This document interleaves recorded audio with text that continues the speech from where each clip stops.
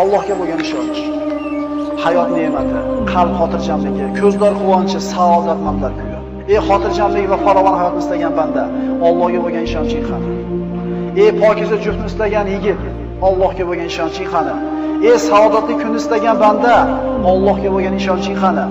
Ey qarzdor banda, Allohga bo'lgan ishonching qani? Musibatlarni boshidan ko'tarishligini bandalar, Allohga bo'lgan ishonchimiz qani? Gunohkor bandalar, gunohlarni kechirishligiga bo'lgan Allohga bo'lgan ishonchimiz qani? Bizga mana shu ishonch naqadar kerak shu kunlarda. Suv bilan havodan ko'ra zarurroq bo'lgan ishonch. Bizda shu ishonch bormi? Axir Alloh menga duo qilinglar, ijobat qilaman degan, ishonmaymizmi? Allohdan ko'ra rostgo'yroq kim bor?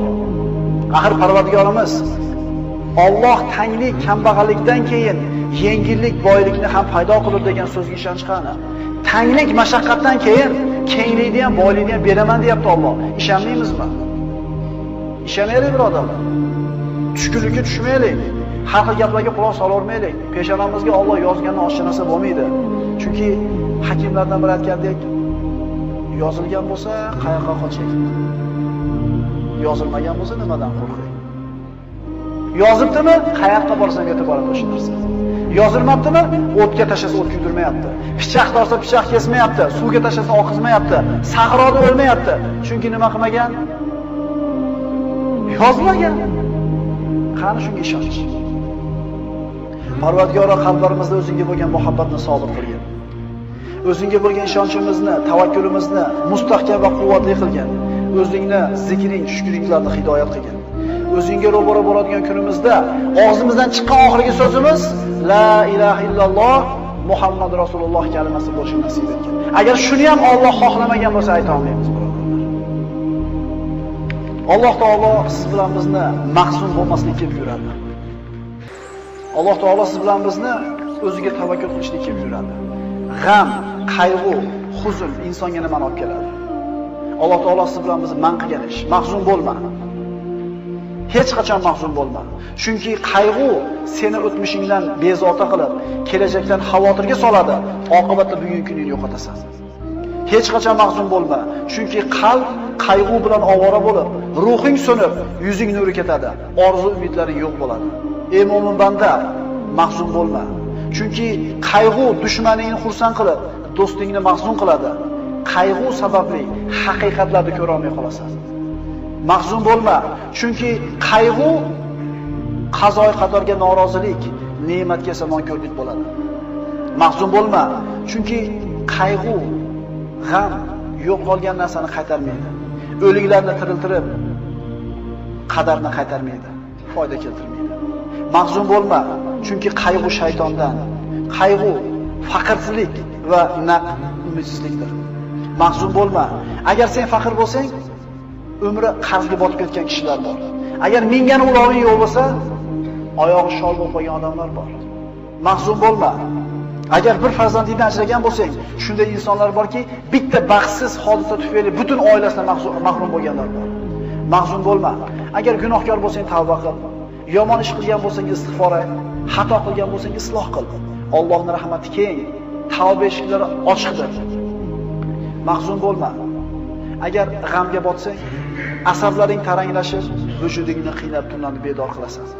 Mahzun bo'lma, chunki qazo qadar qalami ishini bitirgan, varaqlar qurigan, kitob yopilgan, undan oshiqcha ham kamon bo'lmaydi. Mahzun bo'lma. Mahzun bo'lma. Qo'lingdan ketgan narsaga g'am chekma. Bittasi ketgan bo'lsa, hali qo'lingda juda ko'p Alloh taoloning ne'matlari bor.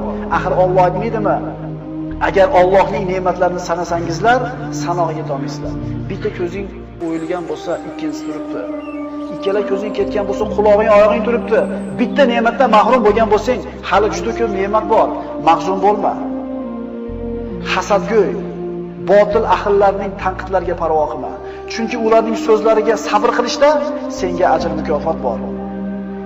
Seni tanqid qilishlari seni qadringni belgilaydi. Axir odamlar o'lik itga so'z otmaylar-ku. Doim istig'forda bo'l. Chunki Parvardigoring tavbalarni qabul qilguvchidir.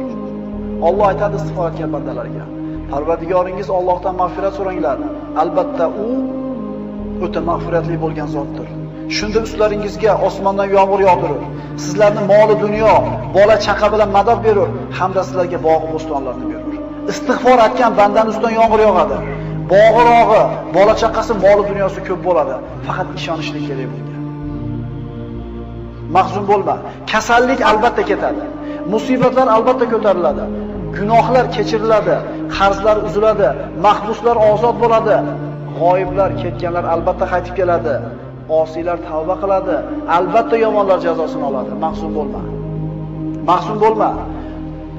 Modomiki odamlarga yaxshilik qilar ekansan, albatta mushkullalaring hal bo'ladi. Chunki odamlarga yaxshilik qilishlik inson o'zining mushkullarini hal bo'lishiga sabab bo'ladi. Mahzun bo'lma. Chunki sen qilgan bitta hasonat uchun 10 dan tortib 700 gacha ajr beriladi. Balki undan ham ko'proq. Lekin qilgan gunohinggacha bittagina jazo beriladi. Mahzun bo'lma. Senda eng katta ne'mat bor. Chunki sen tavhid kalimasini aytganlardansan. Ahli qiblasan, musulmonsan, qo'lingni duoga ko'targan kishilardansan. Sen mahzun bo'lma. Mahzun bo'lma, chunki sen hayotning yengil og'ir, issiq sovuq, faqir boy holatida ham foyda ustasan. Rasul aytgan-ku, mo'minlar ishi ajablanadi. Qanaqa kun kelmas uni foydasiga.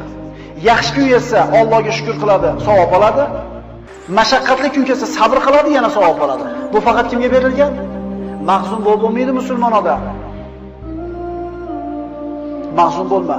Axir senda Qur'on bor, zikr, duo bor. Axir senda namoz, amr ma'ruf, sadaqa, boshqa savobli amallar bor. Boshqalarda yo'q bu narsa. Kim xohlardi dunyoda iymoningni berasan, dunyodagi hamma xohlagan narsani beraman desa, qaysi mo'min xohladi shu narsani?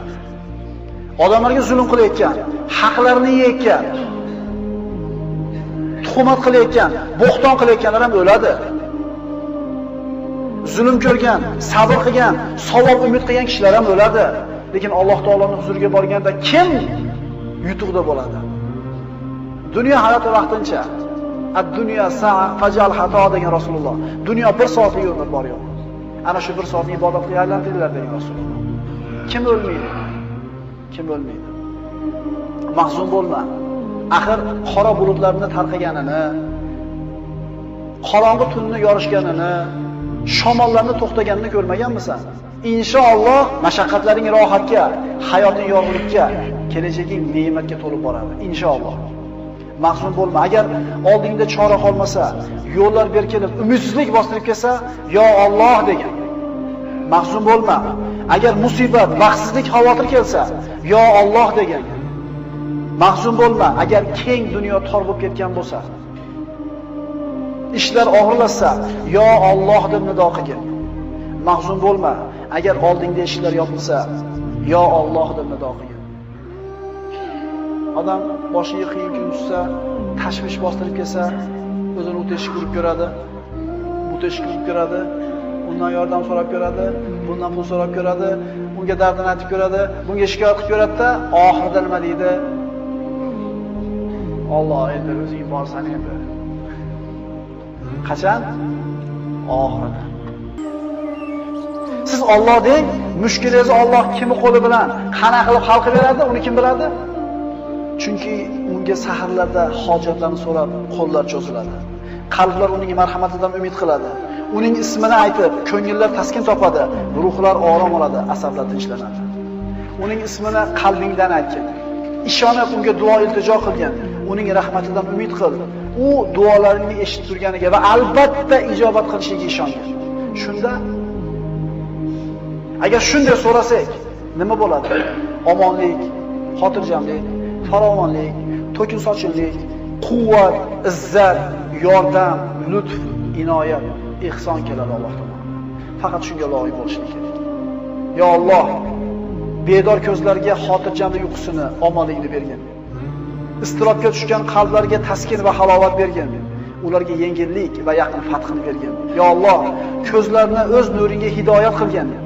Adashganlarni to'g'ri yo'lingga boshlagin. Parvardigoro, bizlardan g'am qayg'ularni ketkizgin. Ya Alloh, agar unutgan yoki xato qilgan bo'lsak, bizni azobiga giriftor aylama. Parvardigoro, bizlarning zimmamizga bizlardan ilgari o'tganlarning bo'yinlariga qo'ygan yukingni yuklama. Bizlardan tashvish iztiroblarni ketkizgin. Xavf va xatardan yolg'iz o'zingdan panoh so'raymiz. Parvardigor, sendan boshqalarga suyanib qolishdan, boshqalardan umid qilib qolishdan panoh so'raymiz. Sen bizning hojamizsan. Yengil kunimizda, og'ir kunimizda, tashvishli xotirjam kunimizda Allohga o'ziga ishonaylik.